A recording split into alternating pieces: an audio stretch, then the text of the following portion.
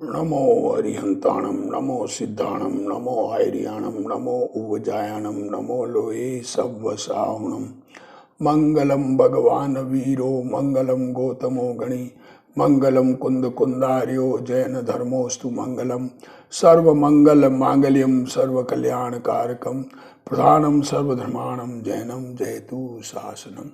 नमो हूँ तीर्थनायक ने नमो ओंकार नाद ने ओंकार संगर्यो जैने नमो ते कुंद कुंद ने अहो उपकार जिनवरनो कुंदनो ध्वनि दिव्यनो जिन कुंद ध्वनि आप्या अहो ते गुरु कहान नो। हरिवंश पुराण ग्रंथ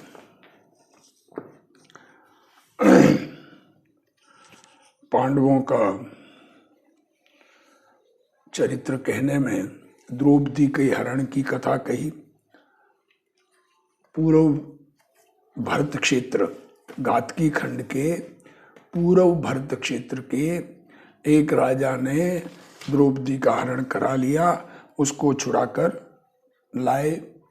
पांडव और नारायण कृष्ण मिल करके और देखो अब आगे वहां पर ही थोड़ा सा पांडवों से विवाद हो गया, क्योंकि भीम ने नाव कृष्ण जी को लेने के लिए नहीं भेजी, नारायण को लेने के लिए नहीं भेजी, छुपा दी और कह दिया कि ना हम तो तेर ऊपर से ही आए। तो कृष्ण जी रथ लेकर उठा के हाथ में उठा के रथ लेकर वापस समुद्र में से ऐसे बाहर आए, नदी में से गंगा नदी में से ऐसे बाहर आए जैसे सामान्य नदी कोई ज़्यादा पानी वाली नहीं है। तो फिर आके बात की तो कहा कि ये नाव तो हमने मजाक में छुपा दी। तो कृष्ण जी का ऐसी मजाक होती नहीं है, तुम लोगों ने ऐसी मजाक की। तो उनको राज्य से रहित किया और परीक्षित अर्जुन के बेटे को राज्य दिया और उनको पांडवों को दूसरा कोई जगह भेजा। इतनी बात आई है। देखो दक्षिण मथुरा कहाँ गए, दक्षिण मथुरा में प्रवेश किया। दक्षिण मथुरा साउथ साइड की मथुरा, अनेक प्रवीण जन तिन करी है, पांडव भी महानिपुण है। देखो वहां पर रहना शुरू किया। हस्तिनापुर से अपना हस्तिनापुर राज्य पांडवों को छोड़ना पड़ा कृष्ण से थोड़ा सा झगड़ा होने से। अब आगे थोड़ा सा यहाँ पर एक कोटिंग है पद्म पुराण की। यह मनुष्य भव भोग योग्य नहीं है, वैराग योग्य है। देखो क्या कहना चाह रहे हैं, मनुष्य भव सबसे दुर्लभ है मनुष्य बनना।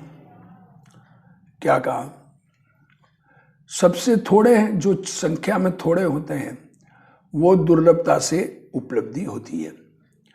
पूरे वर्ल्ड विश्व में, पूरे 3 लोक में मनुष्य जो है वो एक तो क्षेत्र सिर्फ 2.5 द्वीप, और 2.5 द्वीप में भी क्षेत्र खाली विदेह क्षेत्र वहाँ परमानेंट है और भरत एरावत क्षेत्र में बदलते हुए हैं, तो वो भी थोड़े। और कुल संख्या में भी मनुष्य सबसे कम। तो इतनी कम संख्या वाले मनुष्य भव हमको मिल गया। तो इसमें भोग जो अनादि से भोगते आए, अनादि से ये जीव सब प्रकार के भोग भोग लिए और उस भोग से कोई लाभ मिलने वाला नहीं है।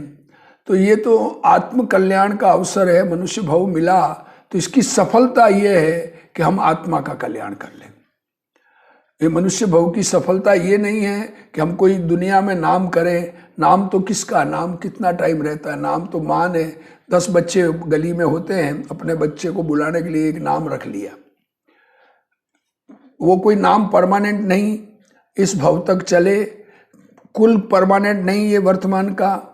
तो ये मनुष्य भव मिला तो इसमें अपना जन्म मरण का अभाव हो ऐसा पुरुषार्थ करने का प्रयत्न करना चाहिए। जो क्या कह रहे थे, वो मनुष्य भव भोग योग्य नहीं, वैराग योग्य है। काहू एक प्रकार से दुर्लभ मनुष्य देह पाया। क्या कह रहे हैं, किसी प्रकार से ये दुर्लभ मनुष्य भव पाया, जैसे दरिद्री निधान पावे।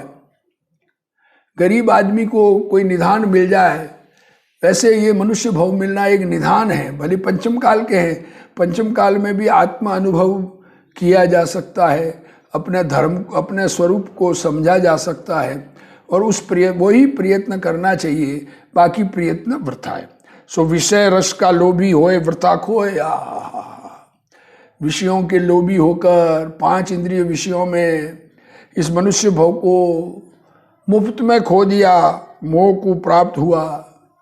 जैसे सूखे ईंधन को अग्नि कहाँ तृप्ति, देखो सूखा ईंधन अग्नि से तृप्त होगा क्या?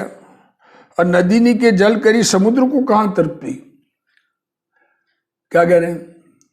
नदी का पानी समुद्र में कितना आ जाए कि समुद्र तृप्त हो जाए, तैसे विषय सुख को जीवन को तृप्ति न होए। किसी जीव को भी विषय सुख से तृप्ति नहीं होती। अनंत बार भोग भूमियों में जन्म लिया, जहां पूरा जीवन पर्यंत 1 पल्य 2 पल्य 2.5 पल्य जितनी आयु लेके जन्म लिया, उतनी पूरी आयु पर्यंत भोग भूमि में भोगों में ही व्यतीत की, पर संतुष्टि नहीं हुई, तृप्ति नहीं हुई।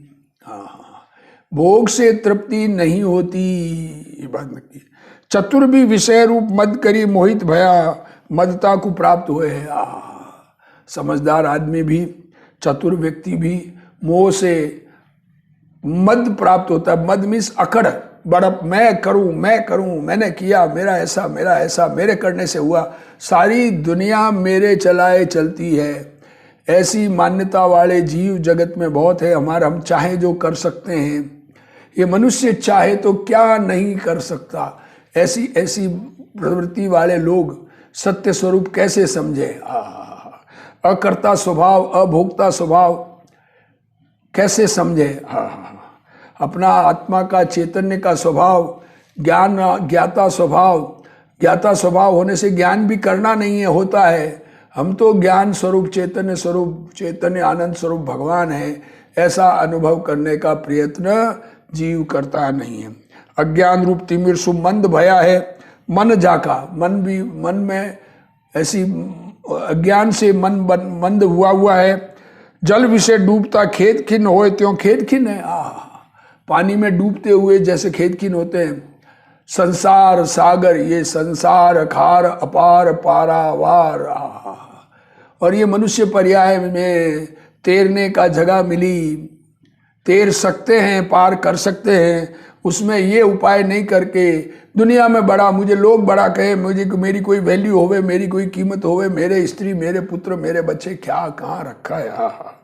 परंतु अविवेकी तो विषयों ही को भला जाने। अविवेकी, जिसको विवेक नहीं है, जिसको धर्म की समझ नहीं है, वो तो विषयों को ही भला जानता है और उसी में लगा रहता है। उसको ये बात समझ में ही नहीं आती कि मेरे करने से नहीं होते हैं भोग, मुझे सुख के कारण नहीं, और भोगों की उपलब्धि मेरे द्वारा नहीं की जा सकती है। ये बात उसे समझ में नहीं आती। जिसको समझ में आवे उसी को समझने का प्रयत्न करना चाहिए। जिसको समझ में आवे उसके कल्याण का मार्ग खुल गया। अब अपना हरिवंश पुराण का कथन, हरिवंश पुराण में महाभारत का युद्ध तो हो गया, जरासंध और कृष्ण का। कृष्ण नारायण बन गए, अब अपने द्वारका में रह रहे हैं। और अब देखो, नेमि कुमार तरुण अवस्था संयुक्त। अब नेमि कुमार यंग बने, तिनको इंद्रलोक से कुबेर नित प्रति वस्त्र आभूषण लावे। देखो, तीर्थंकर के जन्म से ही वस्त्र आभूषण देवों द्वारा दिए हुए ही होते हैं। और कल्प वृक्ष की माला और सुगंध द्रव्य का लेप निरंतर लावे है। आप बड़े बड़े राजपुत्रों कर वेष्टित, सब यादवों कर शोभित, जो सभा उस विषय विराजे हुए। क्या कह रहे, सभा में बैठे हुए, वह सभा बलभद्र वासुदेव आदि कोटिक यादवों कर पूरी, उसमें करोड़ों यादव बैठे हुए, जिस विषय अनेक राजा आवे हैं, नमस्कार करे है। सभा का नाम कुसुम चक्र।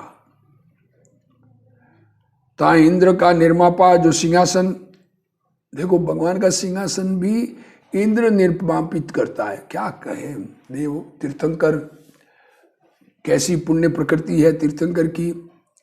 एक बार बंधनी आरंभ हो गई तो निरंतर बंधती रहती है, जब तक कि केवल ज्ञान सन्मुख होके 8वें गुणस्थान का अंत तक न पहुंच जाए, तब तक ये प्रकृति बंधती रहती है।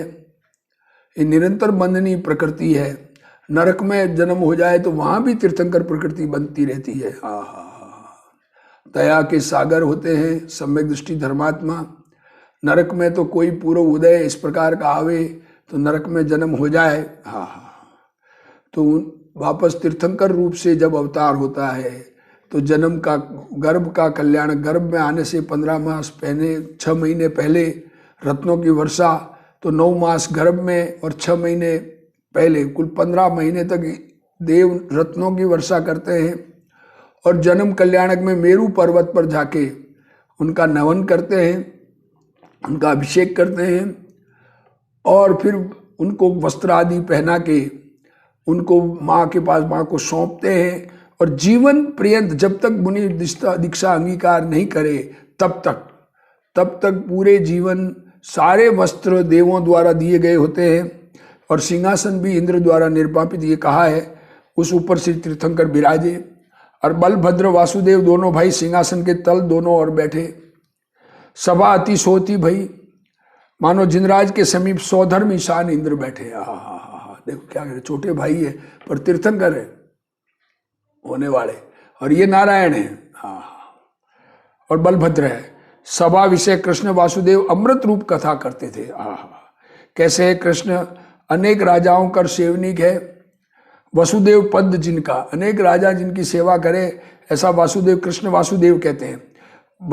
वसुदेव उनके पिता का नाम भी है और उनको भी वासुदेव कहते हैं। नारायण कहते हैं, वासुदेव कहते हैं। और कैसे राजा प्रकट है सूरवीरता और शरीर की दीप्ति जिनकी, सूरवीरता प्रकट है, चक्र रत्न मिला तो, और महाविभूति कर मंडित है। उस समय सभा विषय बलवंतों के बल की वार्ता चली। अब देखो क्या वार्ता चली सभा में कि सबसे ज्यादा बलवान कौन है। तब किसी ने अर्जुन की प्रशंसा करी, किसी ने कहा अर्जुन सबसे ज्यादा बलवान है, और किसी ने युधिष्ठिर की प्रशंसा करी। क्या कहें, अब लोगों को क्या समझ कौन बलवान है। किसी ने भीम की प्रशंसा करी और किसी ने नकुल सहदेव की प्रशंसा करी, किसी ने बलभद्र की प्रशंसा करी, किसी ने हरि की प्रशंसा। हरि मीन्स नारायण कृष्ण, जो पर्वत उठाए लिया। देखो ये प्रशंसा की, पर्वत को उठा दिया, गोवर्धन पर्वत हाथों में उठा के रक्षा कर दी गोपालों की।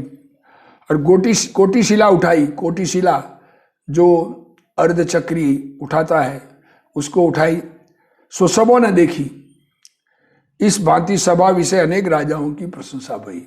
सब राजाओं की प्रशंसा बहुत प्रकार से लोग कर रहे हैं कि ये इतने बलवान है, ये इतना बलवान है, ये इतना बलवान है।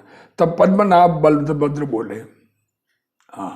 अब बलभद्र, इनका नाम पद्म, तुम औरों की वृथा स्तुति करो हो। अरे जहां पर तीर्थंकर होने वाले, इस भव में अवतार ही तीर्थंकर रूप से तीर्थंकर बनने वाले हैं। श्री भगवान नेमी जिनेन्द्र का सा बल 3 लोक में नहीं, 3 लोक में इनके जितना बलवान कोई नहीं है। यह चाहे तो अपने करतल कर पृथ्वी को उठाए ले। इतना बल है कि जमीन को अपने हाथ पर उठा ले और समुद्र को दिशाओं विषय बिखेर देवे। ये जगनायक है। इनका सा बल सुर में नहीं, उनको ऐसा विकल्प आता नहीं है भगवान को, और ये काम होता ही नहीं। उनके बल की महिमा की है। ये वचन बलभद्र के सुनकर वासुदेव मुलक कर जिनदेव से कहते भैया। अब कृष्ण जी को थोड़ा सा बड़े भाई है, बलराम भी बड़े भाई है, बलराम बड़े, उससे छोटे कृष्ण, और फिर नेम कुमार। अद्भुत बल के धरणहारे आप हो तो मल युद्ध में क्यों न परखिए। क्या कहा नेम कुमार, आप अद्भुत बल के धारी हो तो फिर चलो लड़ लें, मलयुद्ध करें। तब भगवान जिनेश्वर देव ने कही, हमसे मलयुद्ध तो तुम कहाँ करोगे। देखे मलयुद्ध तो करने का क्या मतलब है, हमारा चरणी सिंहासन से चलाओ।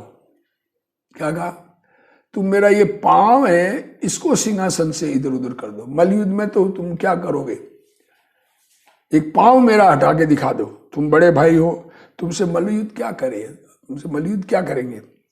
तब कृष्ण जिनराज के बल के परखने का अर्थ उठकर चरण चलाने को उद्यमी भय, पांव खींचने के लिए गए, सो चरण की एक अंगुली भी न चल जा सके, इधर से उधर टच से मच न कर सके। जिसने पर्वत उठा लिया उस बल से नेमी कुमार का एक पांव भी नहीं हिला सके, उठाने की बात तो दूर। कैसे हैं जिनके चरण कोटिक चंद्रमा की ज्योति को हरे ऐसे है, करोड़ों चंद्रमाओं की रोशनी नष्ट हो जाए। नख जिनके सो कृष्ण खेत खिन होए पसेव से भर गए, पसीना पसीना हो गए खींचने में, और श्वास भर आए। तब हाथ जोड़ विनती करते हुए, देव तुम्हारा बल लोकोत्तर है, तुम तो लोकोत्तर देव हो, तीर्थंकर होने वाले हो, और तीर्थंकर का बल तो अतुल्य होता ही है, अतुल्य बल के धारी होते हैं। और अतुल्य बल के धारी बाकी के तीर्थंकर भी तो होंगे ना, जो और भी तो तीर्थंकर हो वहां पर, इस जमीन पर बाकी जगह भी तीर्थंकर होने वाले होते हैं, तो वो भी होते हैं। इसलिए ये तो एक उपमा अलंकार है कि तीन लोक में कहीं भी उनके बल से अधिक नहीं होता, पर वर्तमान में यहाँ पर अपनी दुनिया में तो वो सबसे बलवान है। तुम समान त्रिलोक्य में और कोई बलवान नहीं है, तुम्हारा गर्भ और जन्म देवों कर पूजनीक है। हम मंद बुद्धि धर अयुक्त कौतुक किया, हमने हमारी बुद्धि कम, इसलिए हमने ये युक्त नहीं था, हमें कौतुक करना युक्त नहीं था, हमें सीधा सीधा स्वीकार करना चाहिए था, सो क्षमा करो। और चित्त में बड़ा पश्चाताप भया, जो मैं बिना विचारे अयुक्त किया। देखो नाम खराब होता है ना, हार गए, उसका फल अपमान भया, उससे अपमान हुआ, हारने का मन में आया, और मन में विचारी इनके बल का था नहीं, अथाह बात है, वसुदेव के बल का गर्व था सो गया। और साथ में इंद्र का आसन चलायमान भया, सो इंद्र देवों सहित आए, प्रभु की पूजा कर स्तुति नमस्कार कर अपने धाम गए। जब भगवान के साथ ऐसा हो रहा है तो इंद्र का आसन भी कंपायमान है, क्योंकि इंद्र उनका रक्षक इंद्र है, इंद्र उनके लिए सब सामग्री लाता है, उनको उनकी सेवा में लगा है। तो वहां आसन कंपायमान हुआ, आया देखा कोई बात नहीं है, ये तो हंसी मजाक चल रही है भगवान अपने भाइयों के साथ, तो उनकी पूजा करके चले गए। भगवान जिनचंद्र अनेक देव और राजकुमारों सहित अपने महल पधारे, और हरि भी निगर्व होए अपने धाम गए। गर्व घमंड खत्म हो गया, सब कर्तृत्व बुद्धि का अहंकार सब नष्ट हो गया, और हरि को चित्त विषय कुछ एक शंका उपजी। अब देखो सम्यक दृष्टि तो है, पूरे में समाप्त हो गया, पुण्य लेके आए, थोड़े से संस्कार है धर्म के, इसलिए धर्म रूप परिवर्तन है। शंका क्या उपजी कि राज का आरती होए सो जिनराज से भी सके। क्या कह रहे, राज्य प्राप्त करने के लिए जिनराज भी लग जाए, विद्यावान बलवान पुरुष के वश राज रहे। राज्य तो उसी के अधीन रहेगा, राज जो विद्यावान और बलवान हो, ऐसा विचार कृष्ण के होता भया। और जिनराज तो सदा प्रताप रूप, इनके कुछ वितर्क नहीं, महा शांत रूप है। नेमिनाथ भगवान तो शांत, उनको किसी से क्या, जो उदय अनुसार आत्मज्ञान समदर्शिता विचरे उदय प्रयोग, अपूर्व वाणी परम श्रुत सदगुरु लक्षण योग। निरंतर जिनचंद्र को अपने सैकड़ों बल्लभ तीन सहित केशव सेवे, स्नेह का भरा दर्शन करे, अर्चा करे। यहाँ एक और कथा कहते हैं, अब एक कथा बीच में कह रहे हैं, ये तो कृष्ण को हराने की बात आई, अब आगे क्या क्या होता है ये बताएंगे। द्वारका का अंत तक की कथा आएगी, इसमें नेमिनाथ भगवान तीर्थंकर बनेंगे वो कथा आएगी। यहाँ एक और कथा चले, विजयार्थ विषय एक श्रुत श्रोणित नामा नगर।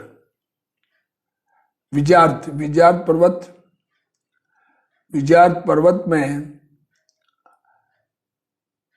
क्या कहते हैं, विद्याधरों की नगरियां हैं, जो सामान्य रूप से आकाशगामी होते हैं। और बहुत विद्याओं के को साधे हुए और जन्म से कई विद्याएं लेके आते हैं, पूर्व का पुण्य ऐसा है। तो श्रुत श्रोणी नामा नगर, तहाँ बाण नामा राजा, पृथ्वी विषय प्रसिद्ध, और रण संग्राम विषय महासूरवीर, उसके उषा नामा पुत्री, सो गुण कला रूप आभरण, तिनकर शोभित पृथ्वी में प्रसिद्ध, उसने प्रद्युम्न के पुत्र अनिरुद्ध के उदार गुण सुने। किसके? प्रद्युम्न का बेटा, कृष्ण का पोता। सो उसके चित्त में अनिरुद्ध बसा, उसका चित्त भी कोमल और अनिरुद्ध भी कोमल, तथापि अनिरुद्ध के गुणों का श्रवण उसके मन विषय और तन विषय मदन रूप आत्म उपजाता हुआ, काम भाव पैदा हुआ कि शादी करनी है तो अनिरुद्ध से करनी है। या कोई प्रश्न करे कोमल को कोमल कैसे आताप उपजावे, सब उसका समाधान। उसके भौं वक्र और इनकी वृत्ति चक्र वक्र, सो उस वक्र वृत्ति से ने उसका मन अपने अधीन किया। सो इसके चित्त की व्याकुलता कोई जाने नहीं। तब उसे जो हितकारी स्त्री है तीन ने पूछी। देखो अब उसका मन व्याकुल हो रहा है, कोई जानता नहीं, आकुल व्याकुल हो रही है। तो उसको कोई हितकारी जो स्त्री थी साथ में, उसने पूछी। सो उसने अनिरुद्ध का वृतांत कहा, जो मैं उसके गुण सुने हैं सो वरूंगी, उसका वर्ण करूंगी। तब उसकी सखी विद्याधरी अनिरुद्ध को रात्रि विषय विद्याधरियों के लोक में ले गई। लो, अनिरुद्ध सोए हुए कोई उठा के विद्याधरों के लोक में ले गई। सो ले जाकर उषा के सेज पर शयन कराया।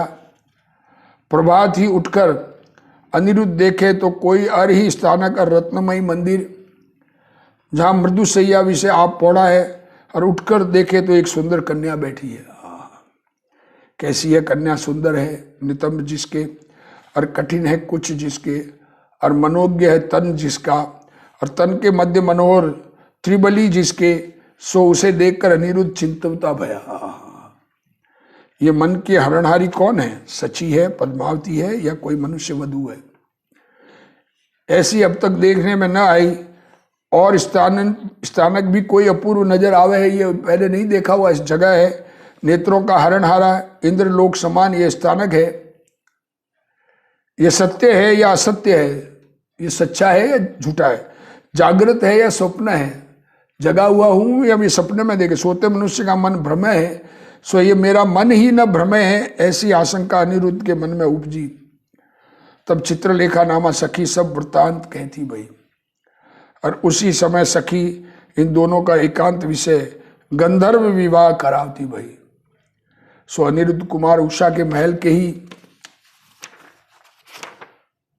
महल ही में विराजे, निरंतर श्रुतरूप अमृत का पान करते ये दोनों देव देवांगना समान, बीन बीननी जिनका सुख से काल व्यतीत हुआ। समाचार हरि ने सुने। तब बलभद्र और प्रद्युम्न शंभु कुमार आदि कई एक यादवों सहित तत्काल अनिरुद्ध के लावे अर्थ विमान के मार्ग राजा बाण के नगर गए। समाचार सुने, कोई भी सुना सकता है, नारद सुना सकता है, और भी कोई किसी समय।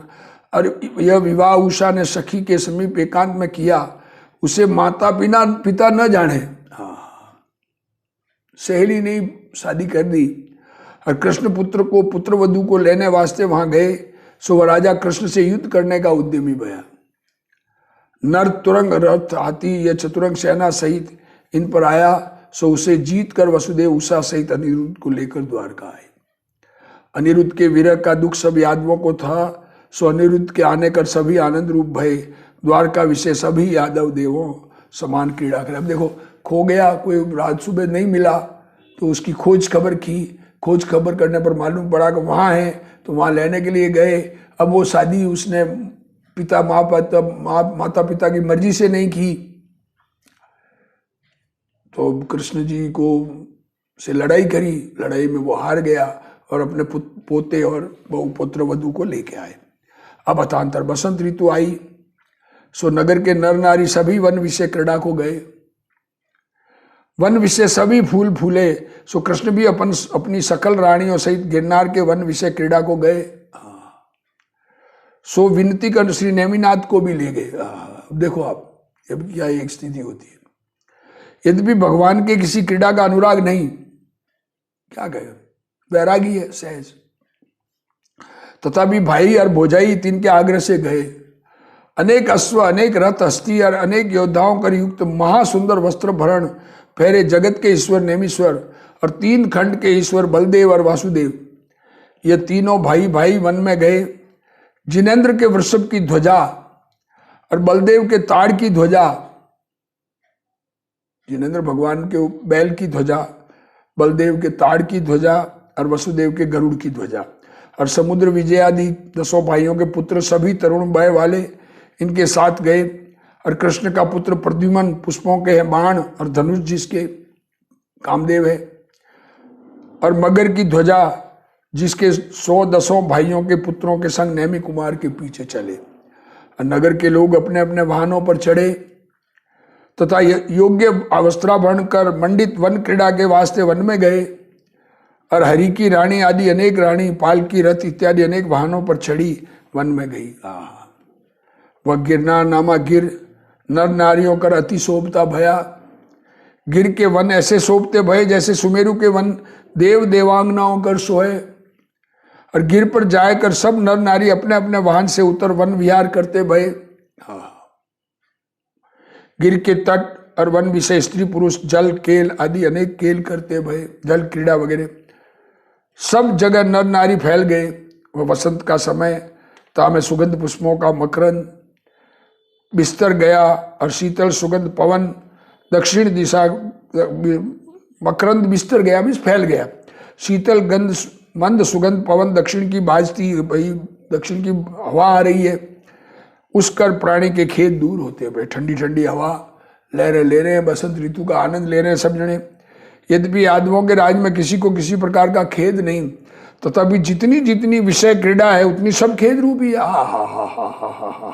क्या कहना चाह रहे हैं मुनिराज।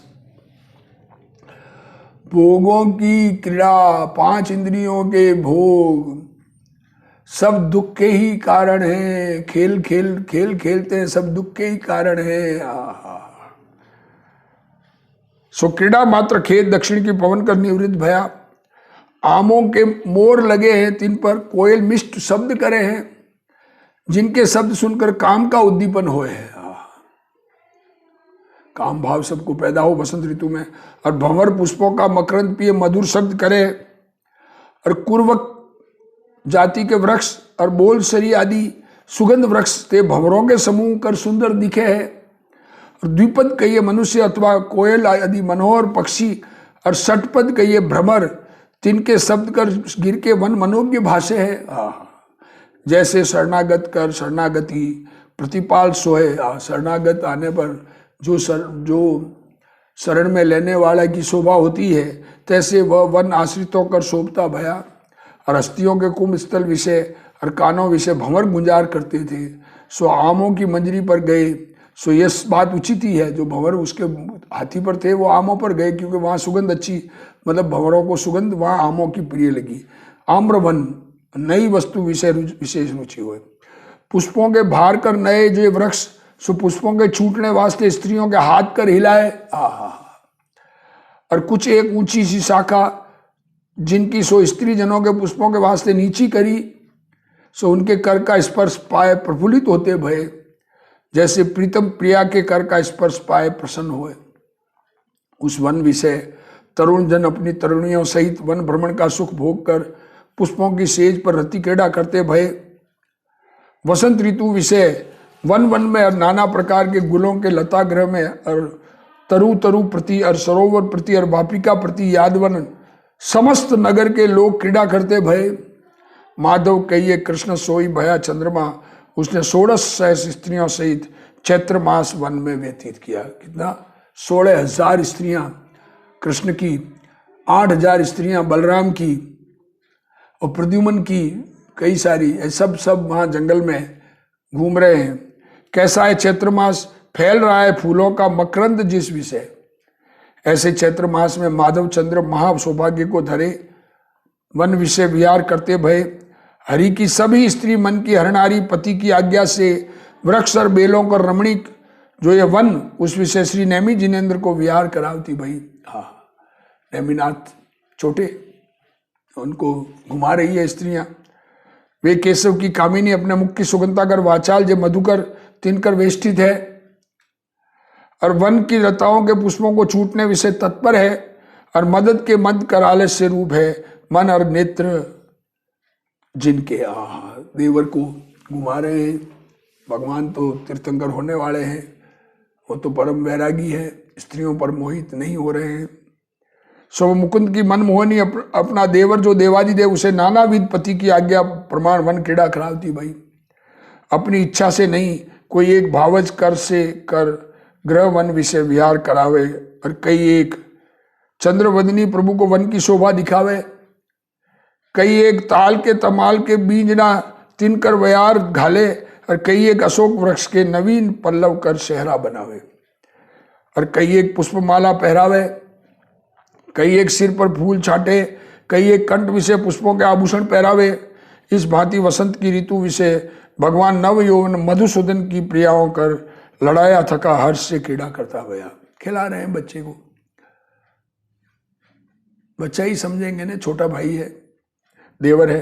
वह कृष्ण की कामिनी जिन समान संसार में हर कामिनी सुंदर नहीं, सो अति भक्ति सो जैसे सेवक प्रभु की सेवा करे, तैसे ये नेमीश्वर की सेवा करती भई।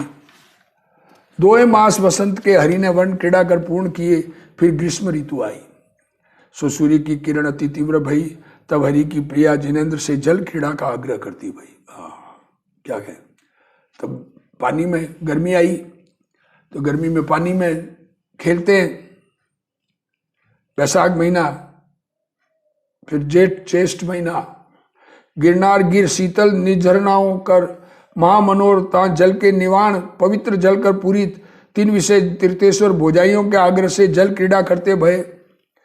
यद्यपि भगवान स्वतः स्वभाव राग रूप रस से परान्मुख है, तथापि उस समय जल विषय तिरना, चुपकी लेना और दूर जाकर निकलना और परस्पर पिचकारियों का कर रमना, इस भांति युद्धपति जल क्रीड़ा करते भय।